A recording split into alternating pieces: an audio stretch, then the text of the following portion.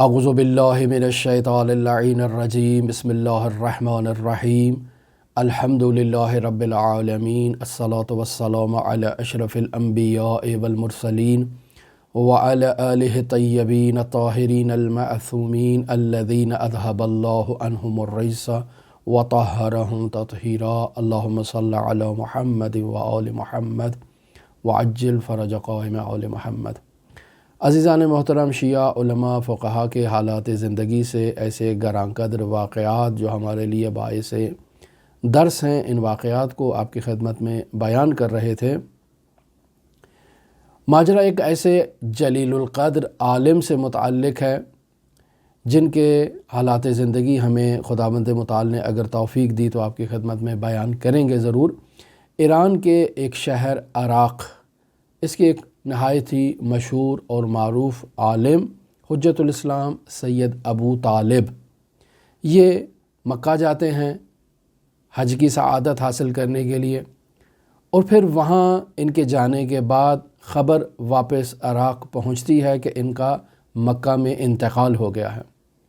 नहायत ही मशहूर व मारूफ़ आलिम थे शहर के, और ईरानी अपने उलमा का बहुत एहतराम करते हैं, बहुत उनकी ताज़ीम करते हैं, बहुत उनसे मोहब्बत करते हैं। लिहाजा पूरे शहर को सियाहपूश कर दिया जाता है। तमाम इमाम बारगाहों में, तमाम मसाजिद में बाकायदा अज़ादारी की और कुरान ख़वानी की महाफ़िल को मुनअक़िद किया जाने लगता है। लोग अज़ादारी में मसरूफ़ होते हैं कि ऐसे में एक शख्स, ये हुज्जतुल इस्लाम सैयद अबू तालिब के इंतकाल की ख़बर मुल्ला अहमद नराकी वही शख्सियत के जिन्होंने नहायत ही गरां क़द्र किताब मेराजुस सआदा तहरीर की, और इनकी एक नहायत ही मशहूर किताब ख़ज़ाइन भी मारूफ़ है।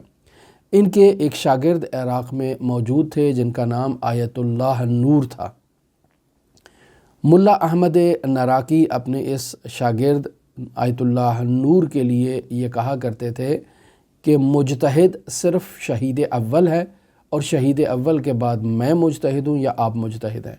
दरवाक़े मुल्ला अहमद नराकी उन्हें यह बयान करना चाहते थे कि शहीद अव्वल ने वो जो किताब लुमअतुद दमिश्किया लिखी है, उसे इज्तिहादी नज़र से जो दुरुस्त अंदाज़ में जो उस पर दिक्कत की गई और उसे समझा गया, और शहीद अव्वल की उन महारतों को जाना गया, वो या मैंने दर किया है या मेरे बाद आपने उन्हें दर किया है। दरवाक़े मुल्ला नूर की अज़मत को उजागर करने के लिए मुल्ला अहमद नराकी, जो एक नहायत ही अज़ीमुशान शख्सियत है, नहायत ही बुज़ुर्ग शख्सियत है, कि हत्ता ख़ुद शेख अंसारी रहमतुल्लाह अलैह इनसे फैज़ हासिल करने के लिए काशान तशरीफ़ ले गए थे। नहायत ही जलीलुल क़द्र शख्सियत है। तो इस मुल्ला अहमद नराकी के ये शागिर्द आयतुल्लाह नूर इराक़ में मुकीम थे। लिहाजा लोग मरहूम अबू तालिब के इंतकाल की ख़बर लेकर आयतुल्लाह नूर के पास जाते हैं और उनको ताज़ियत पेश करते हैं कि हमारे इराक़ के एक नहायत ही जलीलुल क़द्र आलिम हुज्जतुल इस्लाम सैयद अबू तालिब का मक्का में इंतकाल हो गया है। आयतुल्लाह नूर ख़बर को सुनने के बाद अपनी पेशानी पर हाथ रख के नीचे, जो एक ताज़ियती अंदाज़ होता है, सर नीचे झुकाकर बैठ जाते हैं। फिर कुछ देर के बाद सर उठाकर कहते हैं कि नहीं, उनका इंतकाल नहीं हुआ। ख़बर लाने वाले इसरार करते हैं कि आप कैसे कह रहे हैं कि हुज्जतुल इस्लाम अबू तालिब का इंतकाल नहीं हुआ, जबकि नहायत ही मुवस्सक़ ज़राए से हमें ये ख़बर मिली है कि उनका इंतकाल हो चुका है, और पूरा इराक़ शहर उनके लिए ताज़ियती प्रोग्रामों को मुनअक़िद कर रहा है, अज़ादारियाँ कर रहा है, कुरान ख़वानी कर रहा है, मजालिस अज़ा को मुनअक़िद कर रहा है। आप कैसे कहते हैं कि उनका इंतकाल नहीं हुआ? तो फिर आयतुल्लाह नूर दोबारा अपनी पेशानी पर हाथ रखने के बाद सर झुका लेते हैं, और कुछ तदब्बुर करने के बाद फिर सर उठाकर कहते हैं कि नहीं, उनका इंतकाल नहीं हुआ है, आपको गलत ख़बर मिली है। फिर सवाल पूछने वाले इसरार करते हैं कि आप कैसे इतने इत्मीनान से कह सकते हैं कि हुज्जतुल इस्लाम अबू तालिब का इंतकाल नहीं हुआ? तो एक नहायत ही मशहूर व मारूफ़ है जिसमें इरशाद होता है, इज़ा मातल आलिमुल फ़क़ीह सालुम फ़िल इस्लाम सुलमतुन ला यसुद्दुहा शै, کہ جب کوئی عالم فقیہ انتقال کر جاتا ہے تو اسلام میں ایک ایسا شگاف پڑ جاتا ہے کہ جسے کوئی چیز نہیں پر کر سکتی۔ تو یہ ملا نور کہتے ہیں کہ جب ایک ایسے عالم فقیہ کا انتقال ہوتا ہے تو ایک فرشتہ پورے عالم میں اس کے انتقال کی خبر کو نشر کرتا ہے۔ جیسے ہمارے ہاں بر صغیر میں یہ رسم ہوا کرتی تھی کہ جب کسی کا انتقال ہو جاتا تھا تو مساجد کے جو سپیکر ہیں، لاؤڈ سپیکرز ہیں، ان میں اعلان کیا جاتا ہے کہ فلاں شخص کا انتقال ہو گیا ہے، فلاں کی تشییع جنازہ اتنے بجے ہے، فلاں جگہ سے جنازہ اٹھایا جائے گا اور فلاں جگہ پر دفن کیا جائے گا۔ جو مومنین شرکت کرنا چاہیں وہ ثواب دارین حاصل کرنے کے لیے شریک ہوں۔ ایک ایسے مشابہ اعلان ہمارے علاقوں میں کیے جاتے ہیں۔ تو یہ آیت اللہ نور کہتے ہیں کہ جب کسی عالم فقیہ کا انتقال ہوتا ہے اور اسلام میں ایک ایسا سلمہ ایجاد ہو جاتا ہے تو ایک فرشتہ اس عالم کے انتقال کی خبر کو اسی طرح سے پخش کرتا ہے اور نشر کرتا ہے اور اعلان کرتا ہے کہ اس کا انتقال ہو گیا ہے۔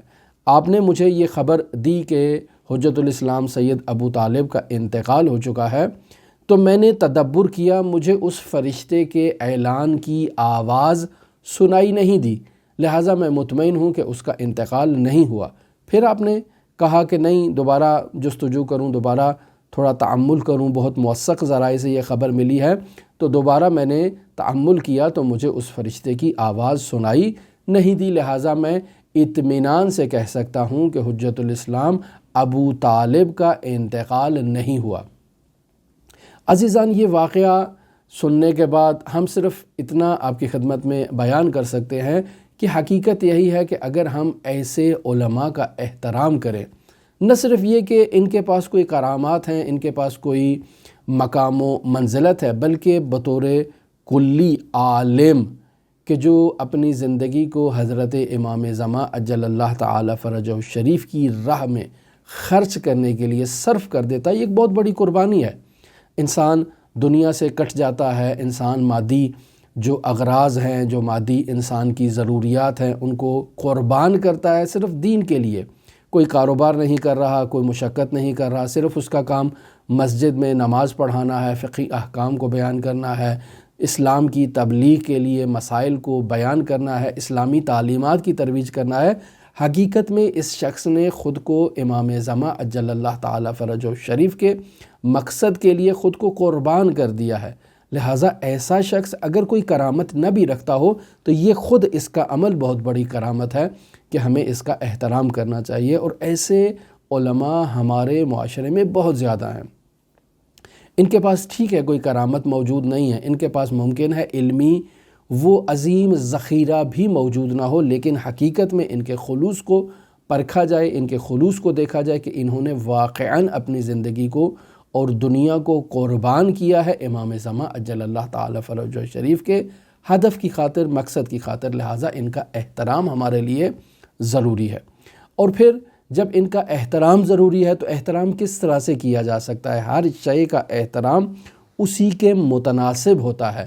اس عالم کا احترام یہ نہیں ہے کہ آپ اس کو دنیا کی پراپرٹی لا کر اس کے قدموں میں رکھ دیں، دنیا کی جائیدادیں اس کے قدموں میں رکھ دیں، دنیا کے اموال اس کے اوپر آ کر نچھاور کر دیں۔ البتہ ان چیزوں کی بھی ضرورت ہوتی ہے، لیکن یہ احترام نہیں ہے۔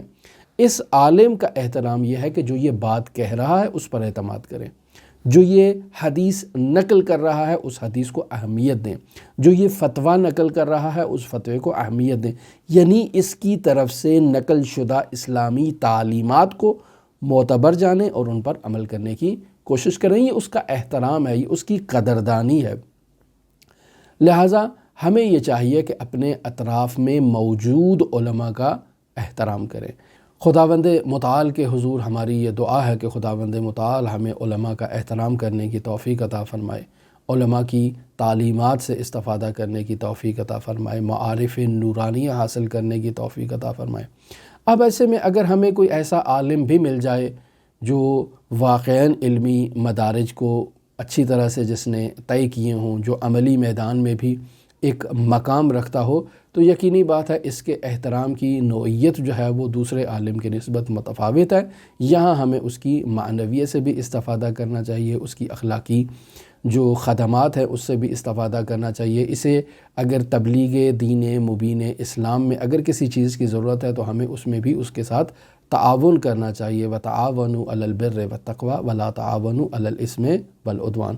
خداوند متعال ہمیں امام زمان عجل اللہ تعالیٰ فرجہ شریف کی خوشنودی کے لیے، ان کے ظہور کے لیے مواقع فراہم کرنے کی توفیق عطا فرمائے۔ خداوند متعال ہماری زندگی میں موجود جو مشکلات ہیں انہیں بحق حضرت سامل الحجج علی ابن موسیٰ الرضا علیہ الاف و تحیت و ثنا برطرف فرمائے۔